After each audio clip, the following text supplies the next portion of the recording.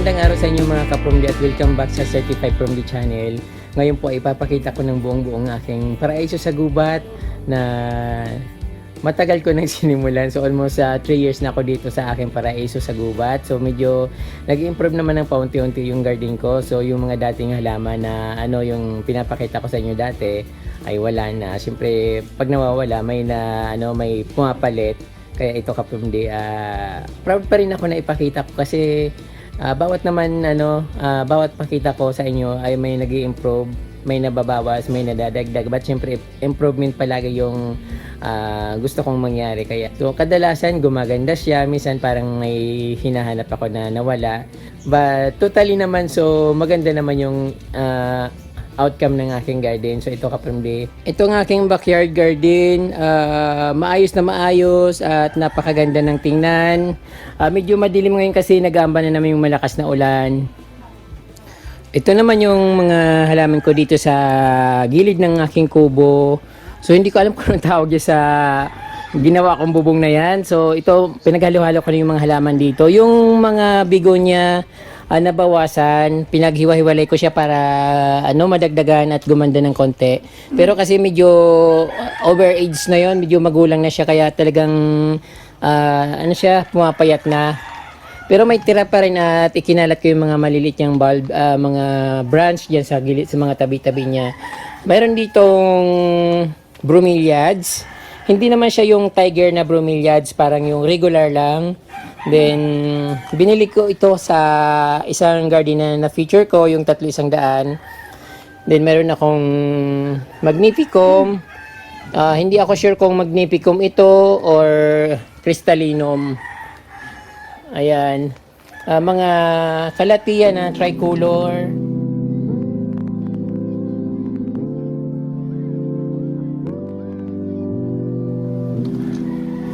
And mga pa rin yung bromeliad. Then meron akong ficus.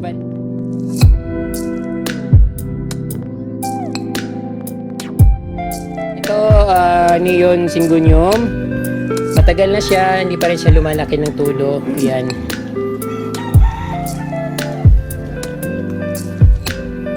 Mga aking dito, paisa-isa lang yung mga halaman ko kasi so alam niyo naman bagong-bago lang ako sa ganitong gardening.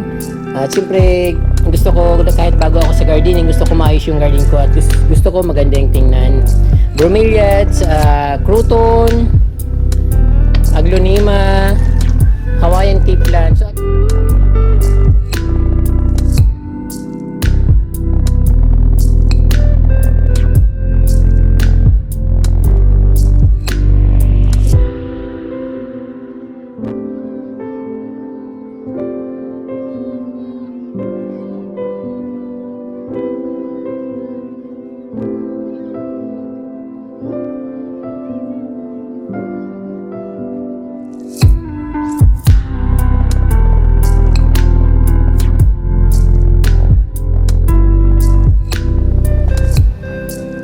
ferns, calathea, red cherry.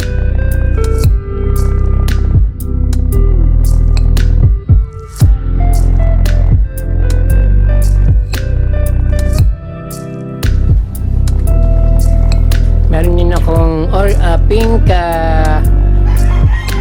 epicea at ang super last na golden putus. Dati mas malaki pa dyan yung golden putus na ito pero ayan, lagi ko siyang pinuputol kaya minsan lumiliit tapos biglang lumalaki rin. So punong-puno na ang halaman dito yung backyard.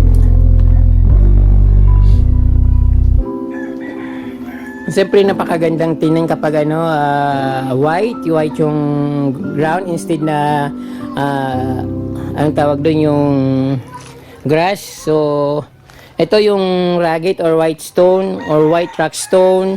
Hindi siya pumuputi kahit gaano kalakas yung ulan. Maglakad-lakad ka dito, hindi ka mapuputikan.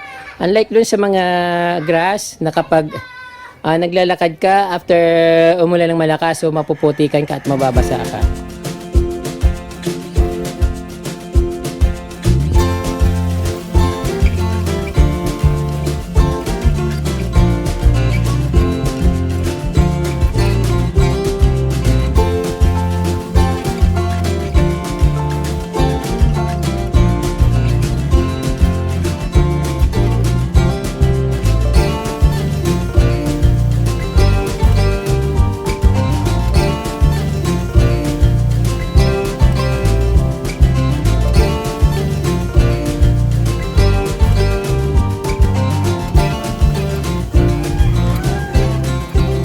tuloy tayo dito sa bandang likuran.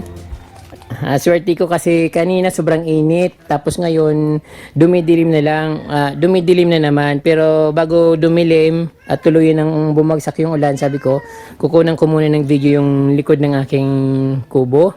So ayan nga, okay naman siya. Mayroon yung variegated grass ko dito, so okay na siya, maganda na siyang tingnan at stable na siya. Napakadaling paramihin. Yun yung aking yung rubber tree na lime. Ayan, pinutol ko siya kasi masyado nang tumaas. So nilagay ko sa paso dalawang putol at ito nga ang dami-dami niyang sanga, mga branches. Tapos yung dunya luz, pinutol ko rin kasi sobrang lush, taas-taas kaya ito. Nawala na yung mga red flowers niya at isa na lang yung natira. Pero pag medyo mainit, maglalabasan na naman yung mga bulaklak niya na kulay pula na ganito. Ayun, dami-dami niyang bulaklak na lalabas. Kaya lang isang sanga lang. At mga croutons, ayun, nandito yung mga croutons na aking mga favorite. Siguro pagdating ng summer, magiging makulay ulit sila. Ayan, nagmamadali ako kapromdi kasi ayan, umaambon na, babagsak na naman yung malakas na ulan. So, yan yung mga dito sa aking backyard, mga bago. Hindi ko na nga masyadong naayos kasi busy ako sa busy ako sa vlogging sa iba't ibang lugar, pumupunta ako. So, minsan nila ako dito, nakakalungkat ng aking mga halaman. Ang aking last na likwala, at napaka gandang tingnan na gumamela, white gumamela or variegated na gumamela.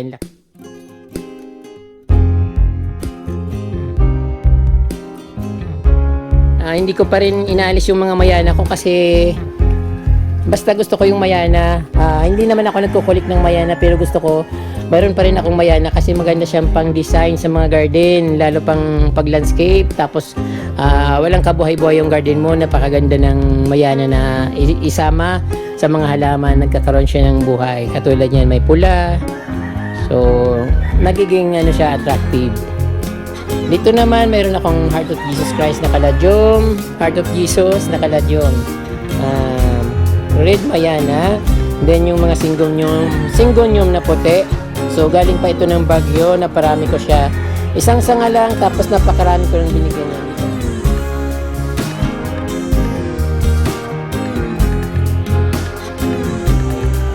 Then ayan, napakarami ko ng tinatapon na syngonium na ganito. Kasi wala na akong mataniman. Tinanaman ko dito ng mga yung mga peanut grass. Kasi gusto ko yung may grass, hindi puro halaman. Gusto ko yung maliwalas tingnan at medyo may space.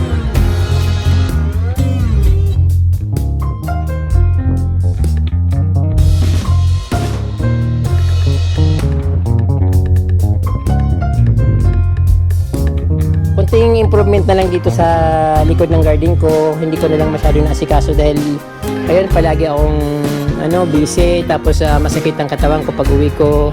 Hindi ko na nabibigyan ng pansin. But ayan, kahit pa unti-unti naman yung ko dito, galaw ko dito, pero ayan, maganda pa rin naman tingnan. Hindi naman sila na tatalo ng mga wild grass.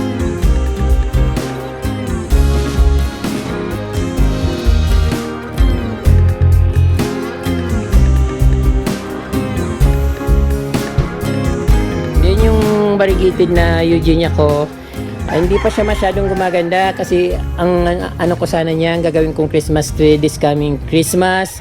Lalagyan ko sana ng Christmas light pero hindi yata aabot. Yung pa rin, maliit pa rin. So pero tumaas na siya at lumaki. Then another Eugenia plant na yung orange naman yung talbos niya or sometimes kulay pula. Pero matagal din siyang lumaki. Ayan, medyo yung mga mayana ko dito, tinanggal ko na, yung binawasan ko kasi sobrang kapal na. Maganda pa rin yung konti lang, parang slight lang, hindi yung punong-puno talaga. Mas maganda talaga yung maaliwalas tingnan. Maraming dito, hindi ko na naman dito naayos, although malago na yung mga plants ko. Yung silver button, pinutol ko na siya at pinamigay ko yung mga sanga pero hindi pala siya nabubuhay, mahirap buhayin. Baka swertihan din. Then mga Persian shield sa gilid, mayroon pa ring mayana.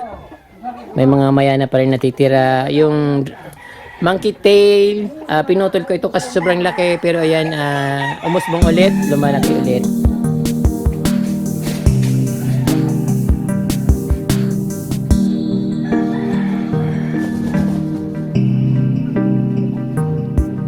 So pag may time ulit ako, ayusin ko ulit ito. Maayos naman siya, kaya lang pinuputol ko lang para ma-maintain yung halaman. Hindi anuhin ang mga damo, yung damo na alis ko, yung mga wild grass. Maganda pa rin siyang tingnan.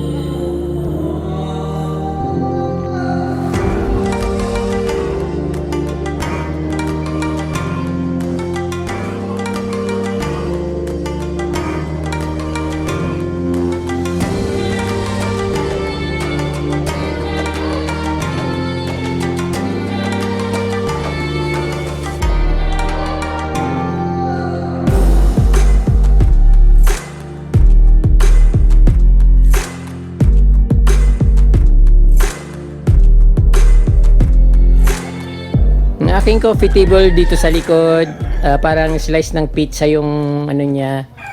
Pagka hiwa ng kanyang kahoy, yung wood, parang slice ng pizza. Then enjoy photos na nasa aking coffee table. Sometimes inalis ko to dito kasi baka mabulok yung kahoy, nasusobran sa nabababad sa tubig. Pag umiinit, inalis ko yung dito yung plant.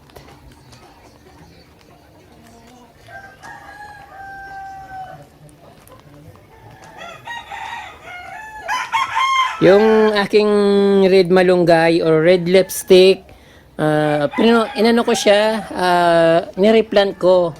So pinagputol-putol ko siya at nireplant ko, ayan, para dumami. Kasi matanda na masyado nung una parang na siya, yung mga una kong tanim, na tutumba na siya, saka parang malapit nang mawala. Kaya yan, nagprinupa ko na para hindi mawala.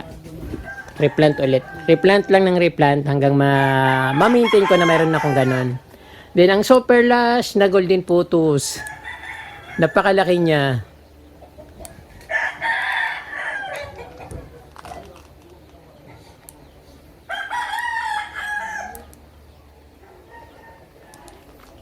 Tapos ito ulit yung bromeliad ko, nagbubunga na siya.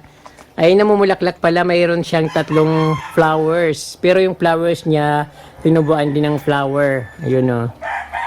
Medyo last siya ngayon, kaya lang yung na ano niya na kahoy. Alam ko malapit nang maano siya mabali kasi malambot lang kahoy na yan. Ayan, another golden photos na last dito sa aking comfort room.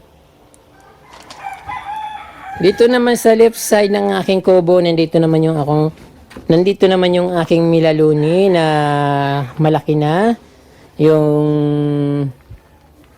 peace lily, kulay green yung bulaklak. So yung peace lily na ito, kapag bago yung bulaklak, kulay white. Pag tumatagal, nagiging kulay green. Then aking rainforest, may bago siyang dahon.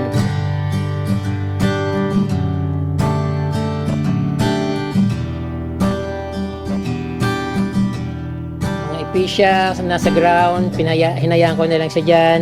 At yung aking 2 puno ng likwala, ay nilagay ko sa paso para pag ilipat ko siya, mas madali kong mai-replant. Kasi kung nasa direct soil, mahirap na. Pag binunot mo sa direct soil, magiging ano siya, parang malalanta siya. Then aking mga dito, mga orchids, sinabit ko lang dito sa mangga, sa sanga ng mangga. Hinahayaan ko lang siya.